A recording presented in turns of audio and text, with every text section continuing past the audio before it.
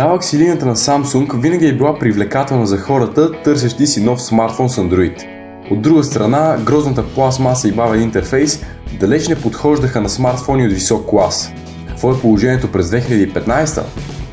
Здравейте, приятели! Аз съм Станислав, а това е видеоревю на Samsung Galaxy S6. Телефонът е предоставен от Sushalka.com. За повече информация за цената, номер за поръчка и всичко останало, посетете тяхния уебсайт.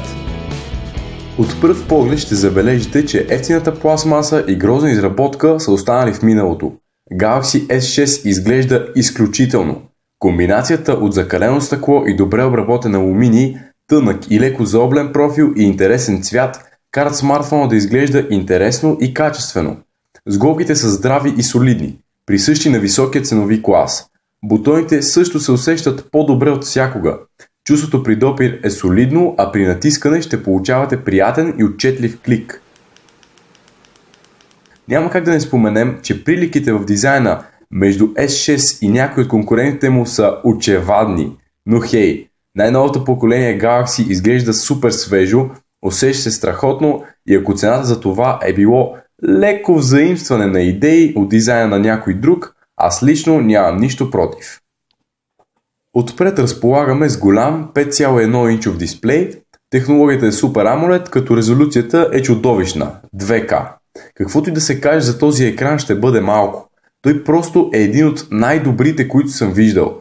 Детайлността е маниакална, цветовете са изключително красиви, но и винаги остават точни.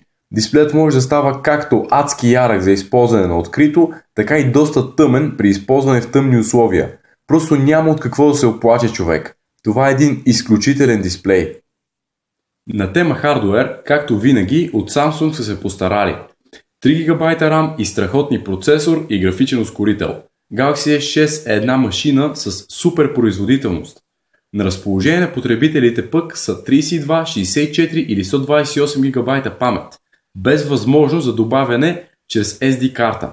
Това е жалко, но ако 128 ГБ не са ви достатъчни, вероятно се нуждаете от компютър, а не от телефон. Батерията също е зазидана под несменяемия заден капак. При това не е изключително мощна. Предлага 2550 мАч и ще ви изкара цял ден. За жалост, нищо повече. А вие ще имате желание да използвате по-дълго време S6. Просто всичко върви толкова гладко. От Samsung споделя, че интерфейсът е олекотен с до 40%. Все още си е добрият стар TouchWiz, пред който аз винаги бих предпочел стокови Android, но за 2015 е станал доста по-приятен за употреба. Изгледът е запазил традициите, но вече е по-модерен и изгладен. Всичко върви супер бързо, дори при работа с много приложения едновременно. Място са намерили и полезните добавки на Samsung, като възможност за управление на няколко смалени приложения заедно. Сензорът за пръстови отпечатъци този път работи много прецизно и бързо. Пулсоизмервателят все още си остава напълно ненужен, поне за мен, но можете да си направите селфи само като го докоснете, което е хитро. Най-доволен съм от клавиатурата, просто е адски удобна. Като цяло, повечето менюта са логични и всичко е там, където бихте очаквали. Лак няма да откриете почти никога. Всъщност, единствено в камера приложението. При преглеждане на направените снимки и завръщане в приложението, телефонът се чуди за секунда. Нищо страшно, просто има леко забавяне. Но все пак, за пръв път от доста време насам, Galaxy S телефон работи толкова сигурно, бързо и безпроблемно. Дизайнът на интерфейса също е по-модерен от всякога. Всичко това прави използването на S6 истинско удоволствие. Като се върне на външния вид, единственият недостатък е камерата. Да, тя се подава с доста от задния панел и при изпускане ще бъде първото нещо, което ще срещне Земята. Като оставим това на страна, тя е просто фантастична. На първо място можете да я стартирате с двоен клик на Home бутона. Това става светкавично. След това ще бъдете приети гостоприемно от удобен и опростен интерфейс. Всичко е там, където се очаква и работи супер. Има и премного настройки, ако някой реши наистина да се вживява. Но оставете всичко на автоматично и се насладете на резултата. Кадрите са повече от добри. Всичко изглежда почти перфектно. Снимките са чудесни, както при добри условия, което е очаквано, така и при доста по-лоши. 16 мегапиксела наистина са много. Сензорът е нов и очевидно се справя перфектно с работата. За нея допринася и бързият софтуер. Комбинацията от двете прави камерата една от най-добрите на пазара, ако не и най-добрата. С новото си поколение Galaxy S6 бележи няколко сефтета едновременно.